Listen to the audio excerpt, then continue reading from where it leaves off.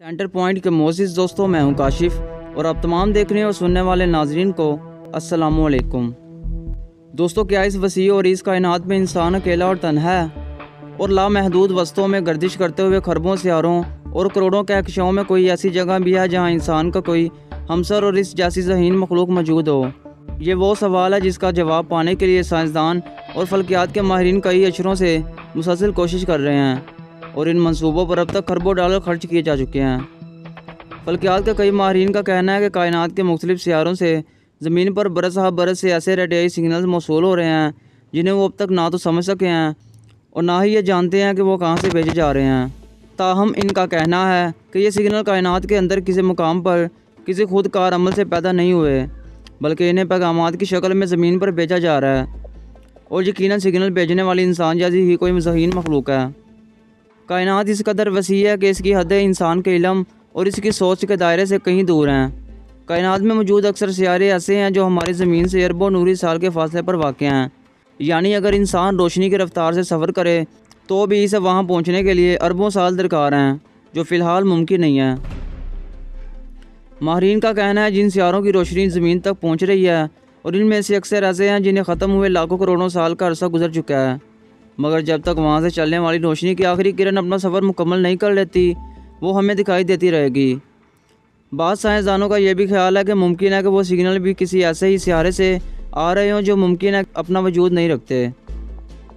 फल्कियात के माहिरीन बरसों से कायनात से मिलने वाले सिग्नल के मुकाम का तयन करने और उन्हें बेहतर तौर पर समझने की कोशिश कर रहे हैं, ताहम इस सिलसिले में अभी तक कोई भी ऐसी कामयाबी हासिल नहीं हुई जिसे इनकलाबी कहा जा सके।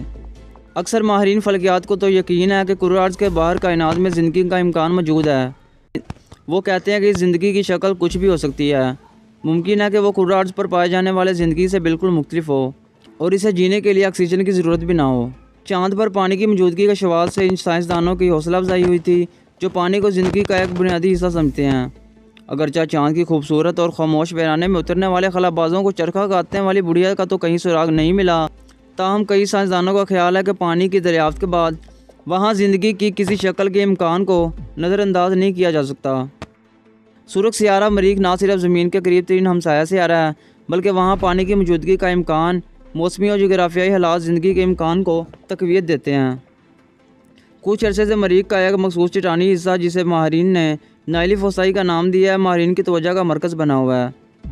वहाँ पाई जाने वाली चट्टानों की साख्त ऑस्ट्रेलिया के शुमाल मगरबी इलाके की इन चट्टानों से मुशाबहत रखती है जहाँ से ज़मीन पर इब्तिदाई ज़िंदगी के शवाहद मिले थे। साइंसदानों का ख्याल है कि ऑस्ट्रेलिया की कदीम तरीन चट्टानों में पाई जाने वाली मदनियात और सब्ज़ नीलगों काई और मिट्टी की पुरतों की मुश्तरका खसूसियात का ज़िंदगी की तश्कील में अहम किरदार है और मरीख के नाइली फसाई इलाके में ऐसी ही चट्टानों की निशानदेही हुई है, जिससे यह इम्कान बढ़ा है कि वहाँ ज़िंदगी अपनी किसी इब्तिदाई शक्ल में महफूज हो सकती है। मरीख के नाइली चट्टानी इलाके की दरियाफ्त 2008 में हुई और इस वक्त से माहिरीन इनका मुसलसल मुशाहिदा कर रहे हैं।